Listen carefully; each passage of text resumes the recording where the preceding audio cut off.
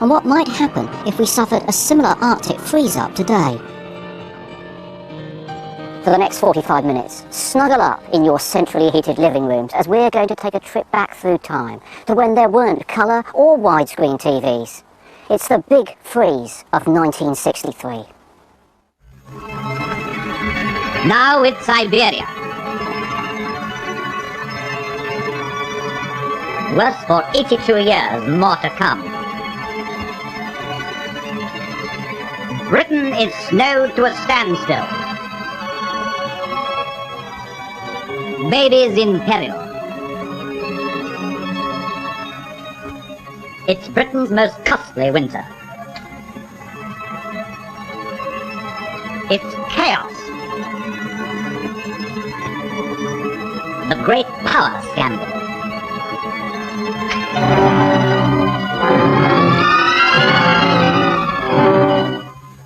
For London, it was the coldest January since records were first kept in 1841. For Manchester, it was the coldest since records were first kept in 1888. For Aberdeen, it was the coldest since at least 1895. For Southampton, Bognor Regis and Worthing, it was the coldest since their records were started in 1900. When you've been through the sort of weather we've all endured these last 7 weeks, there's some gratification in knowing that it's been more than just bad weather. This one has already earned its place among the 5 most spectacularly bad winters of the last 100 years. It will go down in history and folk memory as that terrible winter of 1963. The events of it have hit us in a series of nasty, cold, isolated chunks. But if you put them all together, they form a continuous and developing story. It is this story we're now going to tell. By the way, when we talk of temperatures, we'll be using the old Fahrenheit scale. The big freeze began on December the 22nd. On December the 24th, Christmas Eve, the BBC's 1 o'clock news bulletin said this: "It is snowing heavily in parts of Scotland, and Glasgow will be having its first white Christmas since before the war. In southern England, there is a chance of snow, but it won't be coming before Boxing Day." The forecast was right, and for most of Britain, the 26th of December turned out to be everything a Boxing Day should be. The snow came down and lay where it fell, and the holiday was somehow complete. The new white world created in the night was something to be enjoyed for the sake of Christmas. Snow-covered buses still ran, and there was no reason to think that this was anything more than just another cold snap, like last year or the year before. If from our fire course the whole thing was just perfect, the more the better. Now this was beginning to look something like a winter.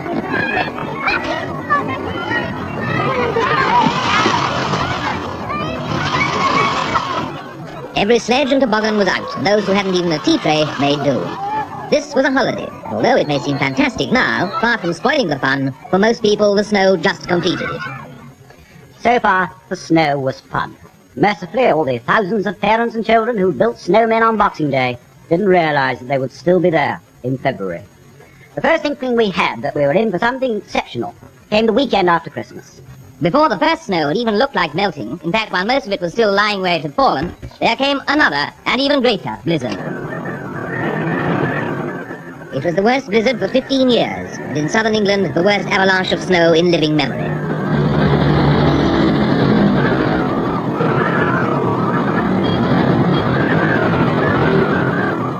Again, it was the southwest that bore the brunt, but it swept all the south and east of England. There were gusts of nearly 90 miles an hour, and it was bitterly cold.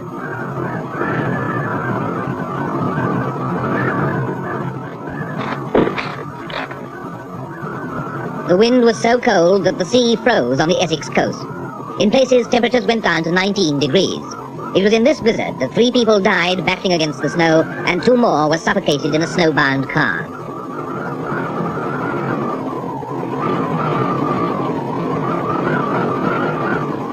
With this blizzard on top of the heavy Boxing Day fall, there were now drifts of 15 and 20 feet. Motorists were advised to take no journeys whatsoever, not even essential ones. Hundreds of villages were isolated, and so were towns like Weymouth, Oakhampton, Tavistock, Bridport and Blandford. Dartmoor was like Siberia, and the prison and Princetown were cut off for days. By the time this blizzard had finally blown itself out, 200 main roads were impassable, and 95,000 miles of road were snowbound. The dislocation of Boxing Day had become the chaos of New Year's Eve. 1962 went out with the southern half of Britain littered with abandoned cars.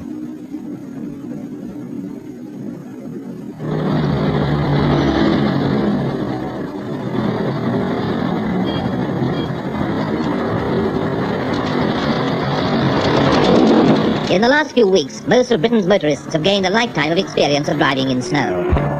The Boxing Day snow had caused bad enough blockages, but that had been at holiday time. Now we were shivering to work again, and a way had to be cleared for essential supplies, lorries to docks and factories and shops, routes for buses and coaches, and so on. But the residential roads, the roads where most of us live, they didn't have that sort of priority.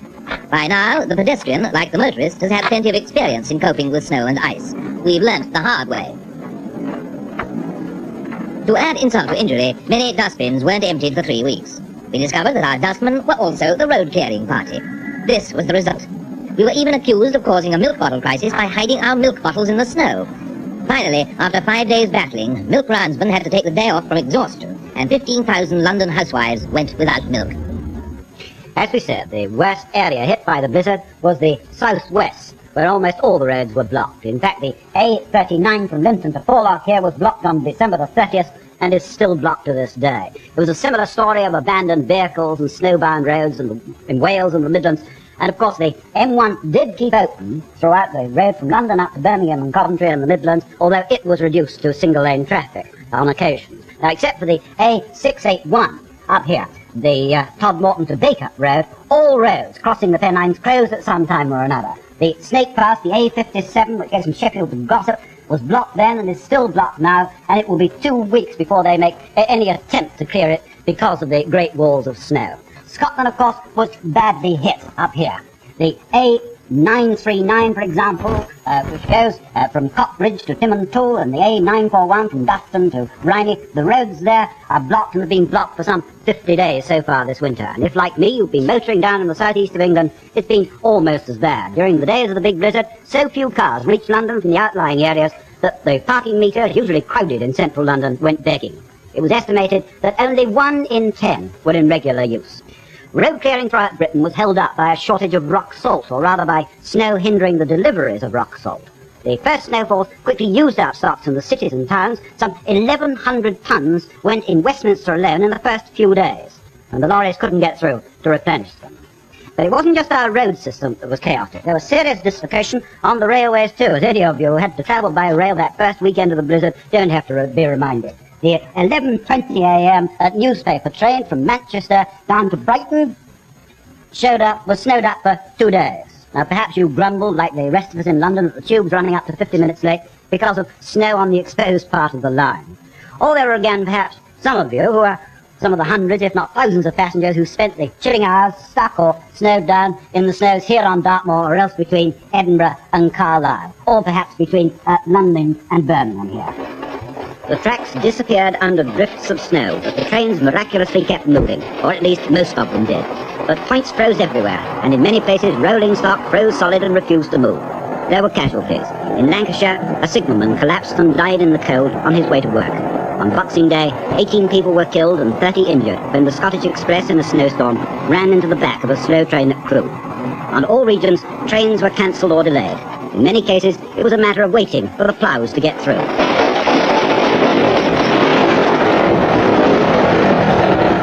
On top of Arctic conditions, the demands on the railways got even heavier than usual. In badly hit areas, trains were often the only form of communication. Men worked all day and all night to keep branch lines clear. These lines, already fighting against redundancy, suddenly became vital links. Trains were diverted. Birmingham to London went via Oxford. Expresses were cancelled and schedules thrown out of the window. Up in Scotland, the main line between Edinburgh and Carlisle was blocked by an avalanche a quarter of a mile long.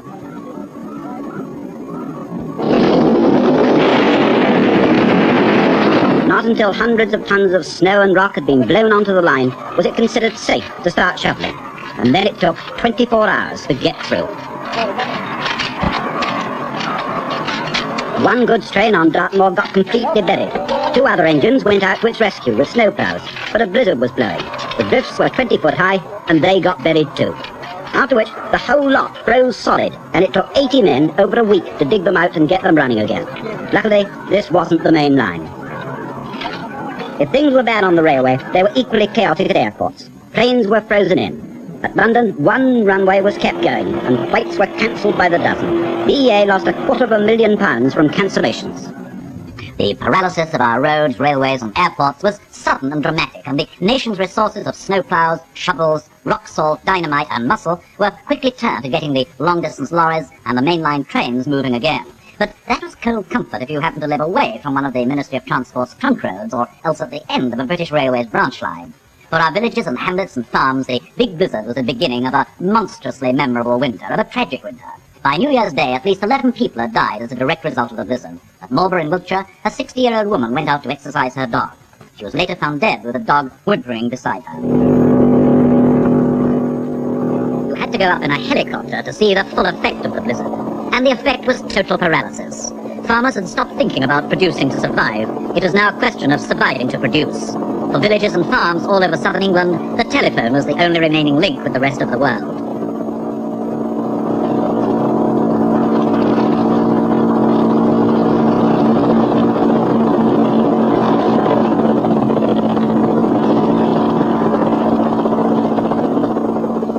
Britain was no longer one island surrounded by water.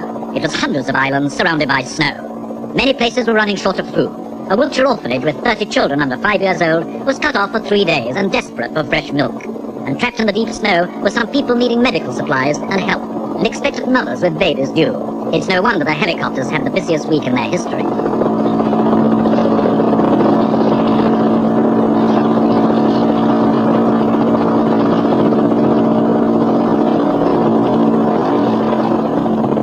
Devon and Cornwall were worst hit, but people were marooned all over the country. 14 was stuck in a pub with a shortage of everything except whiskey. Others weren't so lucky. The helicopters got supplied through to the prisoners of Princetown, who by now included all the prison officers and the whole population of the village as well. As blizzard followed blizzard, more and more farms needed supplies from helicopters. Medical supplies, fresh vegetables, baby foods, even a load of coal on one occasion. If you were snowed up in the countryside, you really were snowed up, sometimes to the eaves. People in towns who complained about clearing the front path never had to undertake an engineering project on this scale. But farms have to get food out as well as in. Many couldn't even get it out of the ground, and when they did, they couldn't get it away. That was when we had the vegetable shortage. Prices of cabbages and carrots and potatoes shot up. Over half the nation's broccoli crop was destroyed. Sugar beet factories closed for lack of supplies. The milk situation was nearly desperate. Dorset farmers threw away 250,000 gallons in 3 days because milk lorries couldn't reach collecting points. And of course, there were the animals. 6,000 of them on Dartmoor went without any food for 4 days. Again, only helicopters could help.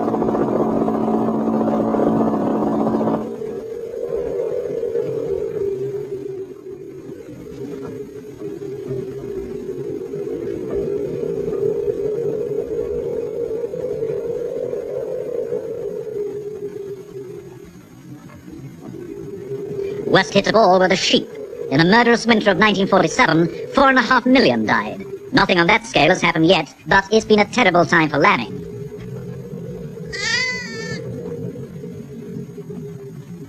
The full effects of the weather on sheep can't be measured yet because many ewes who haven't yet lambed may have been critically weakened. But other animals who look less well equipped for the snow have fared better.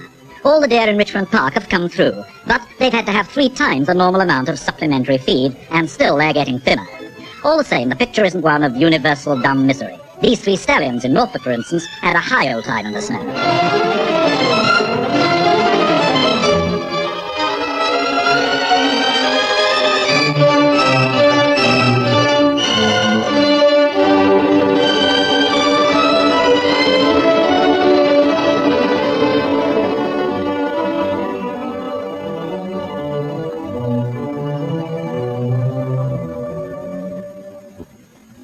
Chaos on the roads and railways, chaos on our farms and villages, but also chaos for British sport. The Boxing Day programme was the first to be hit. All racing was cancelled. No rugby league games took place, and only 5 First Division football matches. But that was just a start. Since then, little organised sport has in fact taken place. The Football League fixture list and the FA Cup tie programme is in a glorious chaotic mess. The latest count of matches postponed or cancelled is approaching the 500 mark, and the season's already been extended once, and it looks like being extended again and again.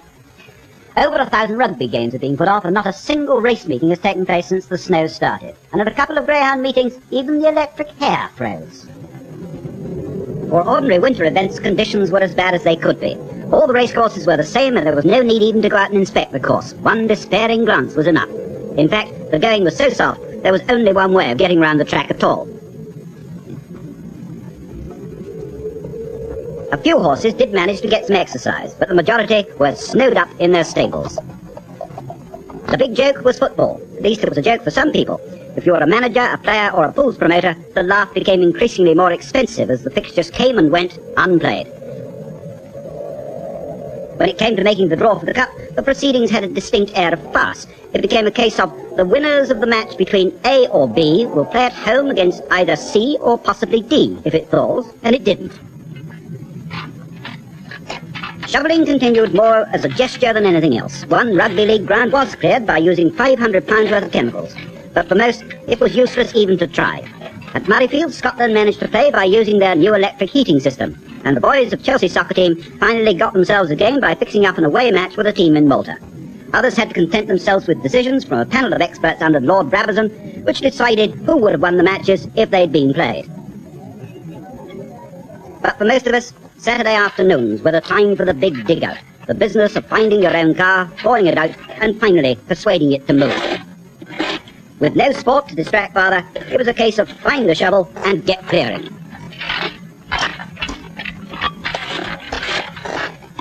And when the steps and the pavement and the front path and the backyard were all clear, there was still the roof. All over Britain, the streets rang to the sound of shovels. And inevitably, the big snows of 1963 were compared with the big snows of 1947.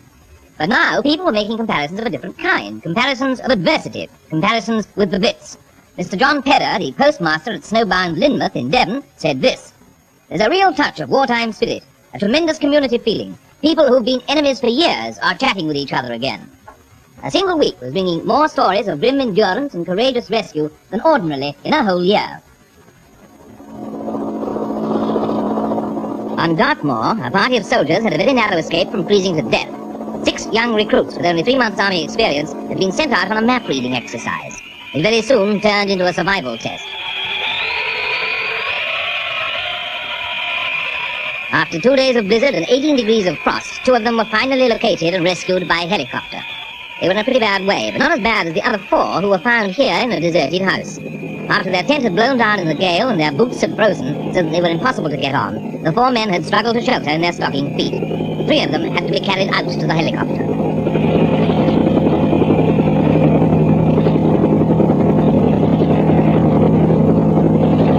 All of them were frozen stiff and had severe frostbite.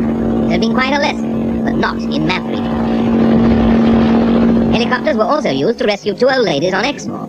Both of them were over 75, and for a long time they refused to go. The RAF had been supplying them with food, and they could see no reason to budge. But in the end, they got so bored with their own company, they decided to move after all, if only for the trip. In Monmouthshire, there was another urgent job for helicopters. Here, it was to pick up electricians and carry them and all their gear out to one of the most desolate spots in the country.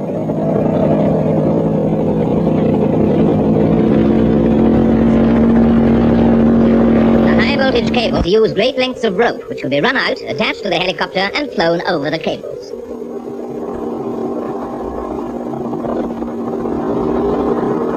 With the rope looped over the cables, the men set out to walk, pulling the loop and knocking the ice off as they went. It was a long and bitterly cold operation, but it cleared the wire and kept the steelworks going.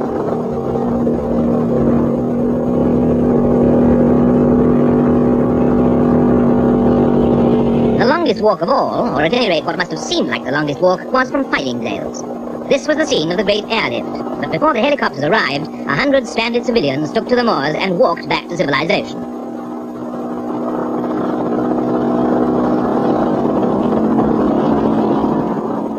It was only 4 miles, but the drifts were 14 feet deep and the snow was very soft.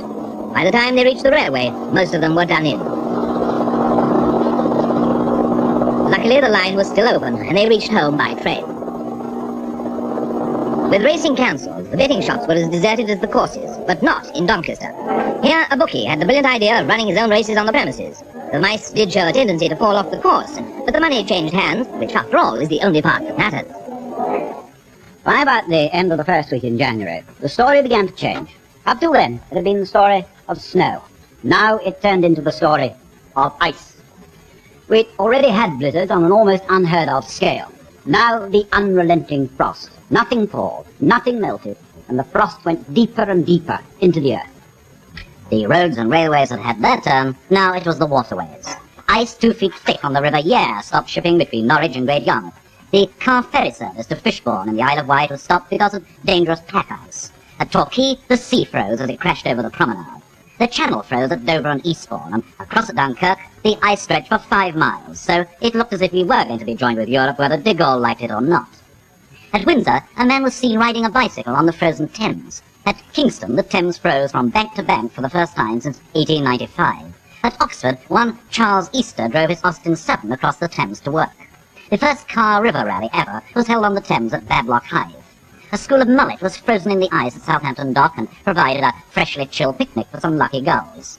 But it was surely those 2 commuters skating to work in Leicestershire that provided the picture of the big freeze. The canals froze first, just about all of them. The Grand Union was a strip of ice running from Brentford to the Midlands.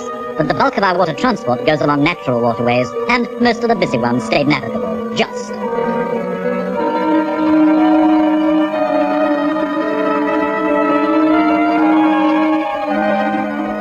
But many rivers froze up along the edges of the navigable channel. On some the ice was 2 feet thick, and an iceberg 10 feet high was sighted at Greenwich. It grew so cold that diesel oil froze solid and beer and lemonade bottles burst.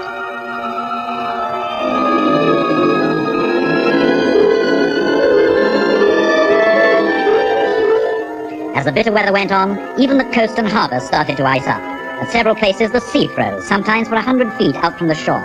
There was pack ice in most ports. On the Humber it forced a lightship adrift, and there were sheets of ice in the docks at Chatham, Liverpool, Bristol and Southampton. It was like a polar landscape.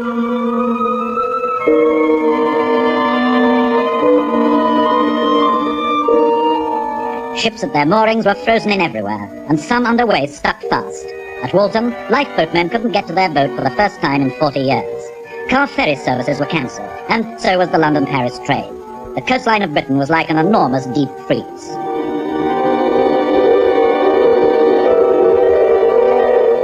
It was about then that we learnt that the Soviet Antarctic base in Queen Maud Land had reported temperatures of 39 degrees, 13 degrees warmer than London.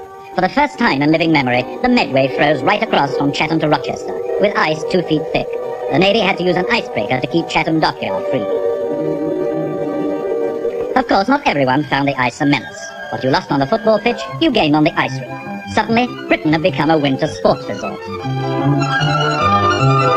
For most of us, the sport was improvised and unofficial, but in Lincolnshire, the freeze made the Professional Ice Race Championship of Great Britain possible for the first time since 1959.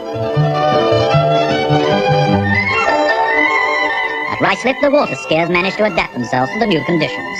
With a car instead of a motorboat to do the towing, a new sport was born. A pointless one, but new. It was also perfect weather for another, more orthodox winter sport, ice yachting.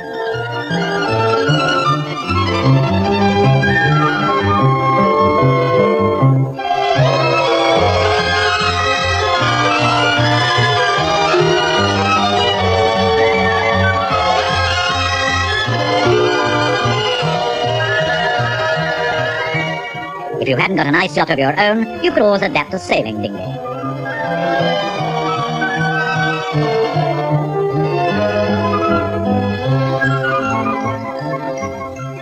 It froze so hard that, for only the second time since 1935, the great curling bonspiel, the Grand Match, could be held on the Lake of Menteith. There were nearly 2,000 competitors. Motorcycle scrambling was one of the few outdoor sports that could carry on uninterrupted by the weather. It set new problems, but it also gave it a new interest.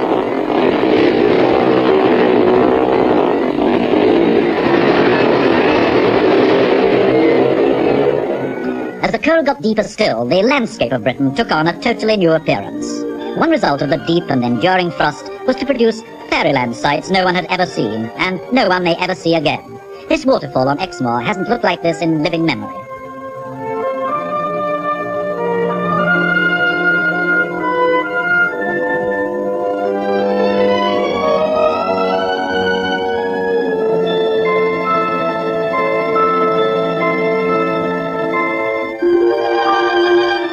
Even more spectacular are the Aysgarth falls, and while even this sight may not reconcile you to this winter, At least it's one of the few items on the credit side.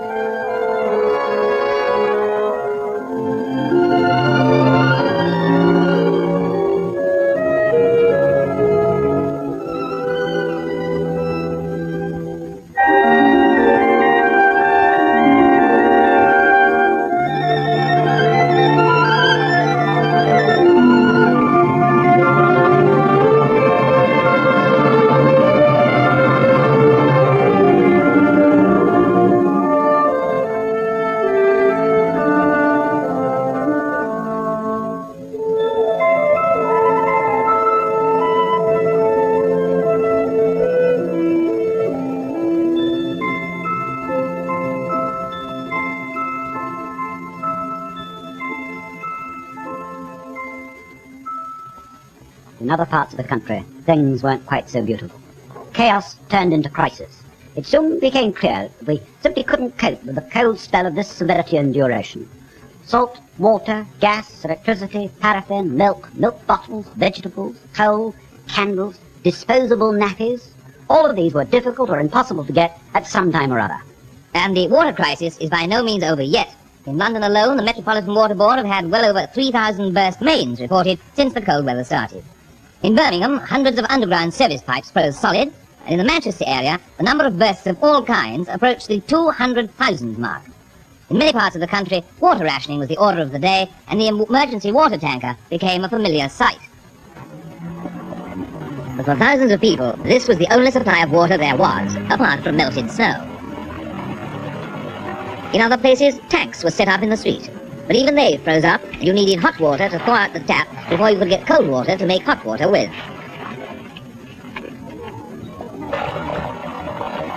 And after all this, when you found enough buckets and kettles, carried them along the street, filled them up and carted them back again, you still couldn't do the washing up because the waste pipe was frozen and the water wouldn't run away. The only ones who didn't mind were the children. School lavatories froze, and that was the end of school. In parts of South Wales, even the 11 plus was put off. 120 schools in Hampshire never opened at all after the holidays, and in London over 20,000 children stayed at home. Down every street, in every town, the same plea was heard. Please send the plumber. But the worst failure was in electricity. The grid simply couldn't deliver the power fast enough. We got used to power cuts, at least in the London area, during the power workers go slow early in January.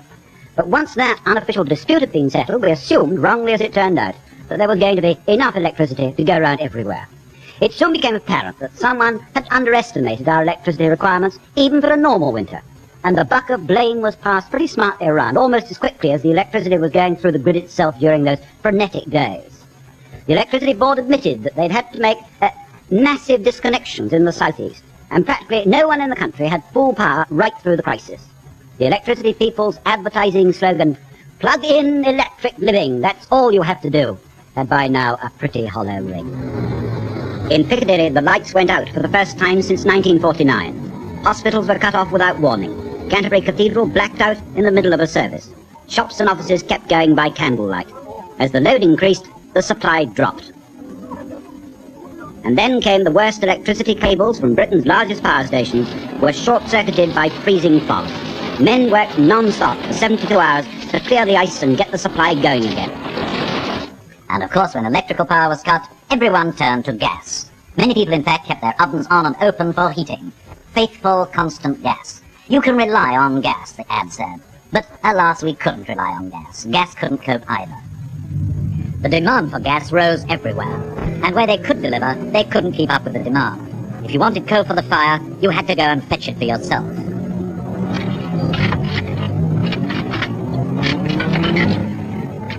Reserves at the coal yard shrunk. The solid frozen heaps got smaller, and the demand became more desperate. But the coal couldn't get through. Coal for gas for industry, coal to run the railway engines to pull the coal trains, coal to make electricity, and after that, coal for the ordinary consumer, the old and the sick, the ones who depended on coal to keep warm. And when the coal did arrive, it was frozen solid in the trucks and had to be thawed out before it could be unloaded. The heaps were hard as rock, but valuable as gold. The British Railways introduced the coal lift. 20 special trains carrying 650 tons each shuttled backward and forward to the south of England. Emergency lorries ran through the ice and snow in a never-ending stream. As As a cobalt official said, we were on a knife edge. Crisis, crisis, crisis. What would have happened to the country if the freeze had gone on for another week? We shall mercifully, we hope, never know. On January the 25th, warmer air moved in from the Atlantic to cover Scotland, Northern Ireland and Northern England. And by the morning of the 26th, covered the whole of Britain. And that was the thaw. We never thought slush could look so beautiful. People even started to see their lawns for the first time since Christmas. Of course, it brought out the bursts. This one closed London-Southampton Row, but after being frozen stiff for 35 days, it was a small price to pay. It wasn't even the fast, dangerous thaw we'd been warned of. It was slow and mild. It seemed too good to be true. It was too good to be true. 3 days after the thaw, the freeze was back with a vengeance. The blizzards followed. Again, the West Country took the first onslaught, but Wales caught a packet as well.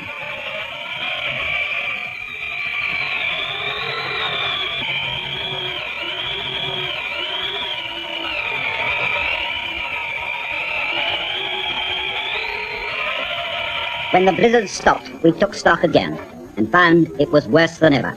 On the 8th of February, 70 people were marooned in cars and lorries around Dartmoor. If they'd gone by train, they wouldn't have fared much better. 30 people were trapped in a train on Dartmoor too, 50 in Argyllshire and another 18 in Ayrshire. The London train was 8 hours late to Edinburgh. London to Stranraer passengers were 17.5 hours late. All the same, rail travellers were at least spared the ultimate indignity.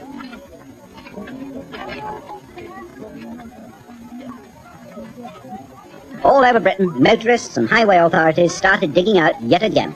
This time, it was worse than ever before. Again, 200 main roads were blocked. And now, not 90,000, but 130,000 miles of highway were obstructed by snow, most of them paralysed. Scotland and Cornwall were completely cut off.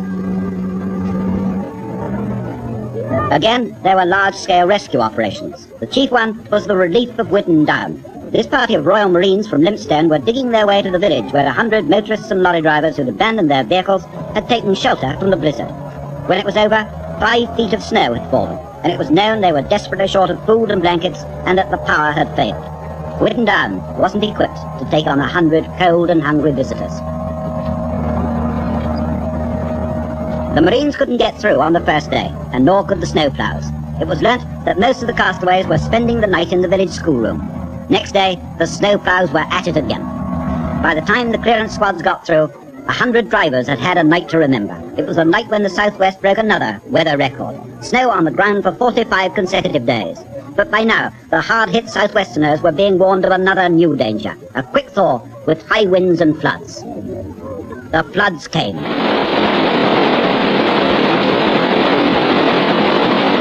The river near Boscastle in Cornwall burst its banks, and a wall of water 4 feet high smashed through the village. Flood warnings were out all over Devon and Cornwall. The blizzard was still raging in Scotland, and in Boscastle they'd have willingly had it back in exchange for this.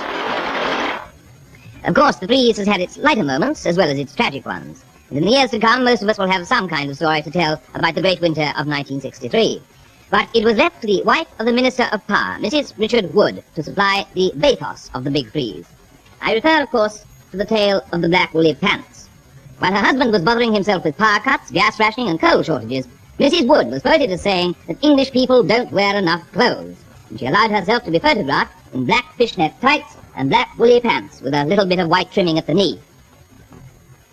The big freeze has happened. It takes its place in our history, but how did it happen? What's the explanation that our weather experts offer as the cause of it all? Well, stage 1. On December 21st, this Siberian anticyclone started to move in our direction. But the westerly Atlantic winds, which usually keep it at bay, suddenly weakened, and the Siberian anticyclone moved right across to us. And by December 22nd, it had hit us. It was here, and the big freeze had begun. Then, stage 2, another anticyclone that usually stays in Greenland up here, came down to join the Siberian one, and this brought a lot of freezing air from the North Pole with it. That was the Boxing Day snow. Then came stage 3. The weekend after Christmas, a belt of warm air tried to get up from the south, but by now the cold front here was so dug in that it beat back the warm air. The result of this was a clash, and a blizzard which particularly struck the southwest. Then came stage 4. On January the 4th, the warm air tried once again to get up to us. It got a bit further this time, but the cold air stayed dug in, and the warm air went over the top of the cold, so that you've got this curious layer thing, and the freezing rain was the warm front raining through the cold underneath it. On January the 14th and 15th, it came stage 5. Now, the two anticyclones, the Siberian one and the one from Greenland, split and started to go back where they came from. Now, what should have happened was that it should have let in this warm air from here, and there should have been a thaw. But, oh no, because on the night of January the 15th came stage 6. The warm air changed its mind. It didn't come down to us at all. It veered right away from us and went down here towards the Bay of Biscay and the Atlantic. And the Siberian anticyclone, finding everything clear again, moved into the attack once more, and the blizzard began all over again. The air got colder and colder, and the really deep freeze was on. Anyway, that's how it happened, but why did it happen? Now, some American weathermen have come forward with a fascinating theory. If you remember, what started the whole thing off was those westerly winds. They should have kept out the Siberian anticyclone, but they didn't. Why didn't they? Well, the Americans say that the reason is to be found here, in the Pacific, of all places, near Hawaii. There's a patch of Pacific Ocean, hundreds and thousands of square miles, that suddenly last summer got unusually warm and has stayed like that during the autumn and winter. As a result, so much moisture has been sent up into the atmosphere here that it switched all the upper air currents and exaggerated their north-south swings, so that the cold airs are being sent up first up the north and then plunging down right down here to the south, where the Gulf of Mexico has had an unusually bad winter, and swung up again and then down, descending on Europe. So they say we can blame the freeze up on the Hawaiians. And what does the big freeze cost? First, in human life. The latest unofficial estimates for this country put the death toll at 120, directly attributable to the very cold spell. The severe weather filled the nation's hospitals, and in the London area, the emergency bed service's red warning was in operation. Hospitals refused routine admissions so as to cope with emergencies. Babies and old people were particularly hit by the intense cold, but on the other hand, the rest of us have evidently had fewer common colds and flu this winter. Insurance claims for snow and ice damage are expected to top £15 million. The road clearance bill is expected to come to over £20 million. It's £3 million at the most on average. And millions more will have to be spent in repairing the roads and motorways cracked by the freeze. Building and construction work has, of course, been at a standstill. In all, the interim estimate of the physical cost of the nation is said to be £150 to £200 million. And many believe this to be an underestimate. But what the big freeze has shown is that the country is simply not geared to meet an abnormally savage winter. Techniques of snow clearance don't seem to have advanced much since the Ark, let alone since 1947, the last major freezer. Many authorities still don't stockpile much rock salt, although a process has been developed for storing it in the open without it caking. Again, most county and borough surveyors are still saying that the expense of mechanized snow clearance isn't justified, although the cost of the most sophisticated piece of equipment is tiny compared to the millions this winter has already cost us. A big snowplow and blower, for instance, costs £7,000. And now that the power cuts are, we hope, behind us, are we going to forget about that gap in our electricity supply? When pushed to it, at the height of the power crisis, the electricity people said it would need £90 million, the price, incidentally, of 2 Polaris submarines, to close the gap and give us a small margin of safety. Spreading this capital cost over 25 years, which is the normal accountancy procedure, it shouldn't add more than 7pence halfpenny in the pound on every electricity bill, just the price of 4 candles. And what good has come out of the big freeze? So far, at least, one piece of parliamentary legislation is in the offing, and that is a long-last compulsory freeze-free domestic water system, interior plumbing, lagging, and so on. But only for new homes. It won't affect the 14 million old houses. Apart from that, we can only hope that the public and local authorities who are caught with their pants down will pull their socks up, if you see what we mean. For the rest of us, it's probably cured us of dreaming of a white Christmas for the next 10 years or so. And for the history book, there's one more spectacularly cold winter to set aside the famous ones, like AD 764, 1684, 1740, 1881, 1940, and 1947. During the day, it's been snowing in most of southern England and Wales, and we're told it's freezing too. But at least we've been through the big freeze of 1963. Part 1.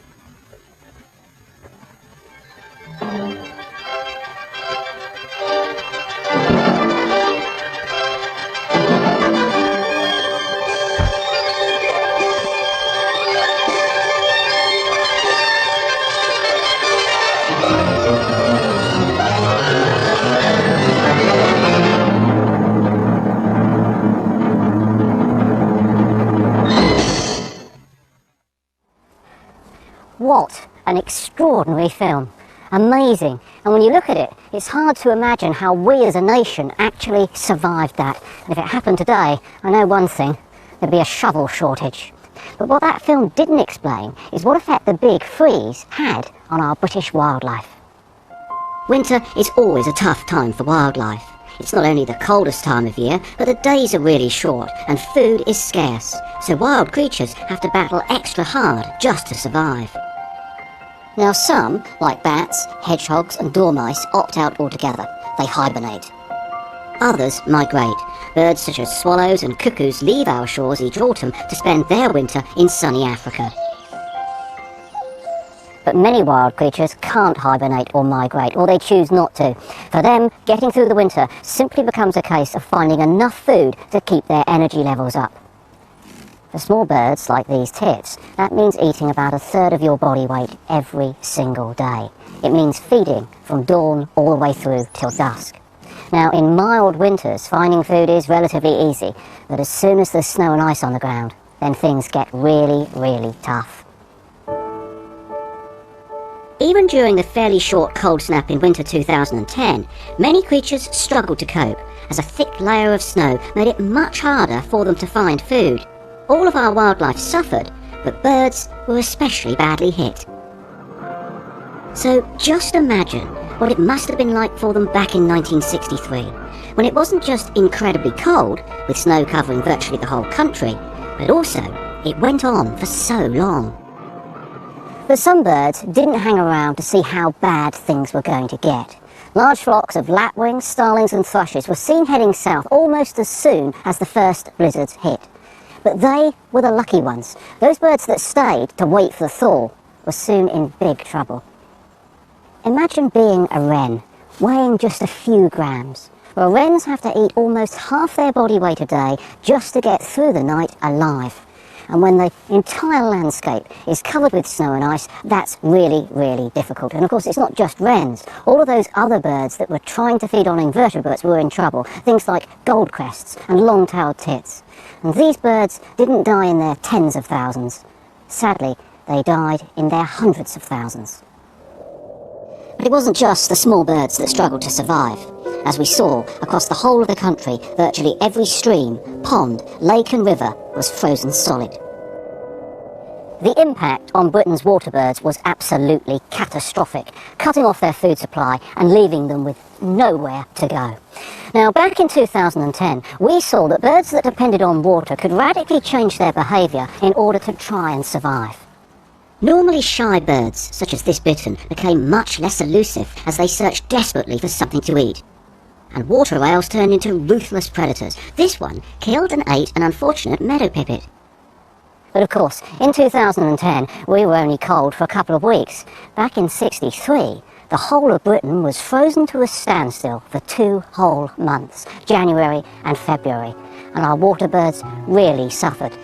Now, when things get cold and nasty, species like kingfishers normally flee to the south and the west, but back in 1963 this didn't happen, particularly because the south and west, as we've seen, was hardest hit, but also because the sea froze. So kingfishers couldn't even find a refuge there. And it wasn't just the resident waterbirds that suffered. Every winter, Britain's coastal estuaries and marshes play host to millions of waders and wildfowl, ducks, geese and swans that come here from the Arctic in search of a milder climate and plenty of food. Now, most years that strategy certainly pays off, but how did they cope during the big freeze of '63? Well, these wintering wildfowl did manage to last longer than many other species of birds. They are quite tough, and they also managed to find a few patches of open water where they could gather and feed. But as the winter went on, even they began to struggle. There's no doubt that for these birds it was a really challenging time. So did any creatures actually benefit from the big freeze?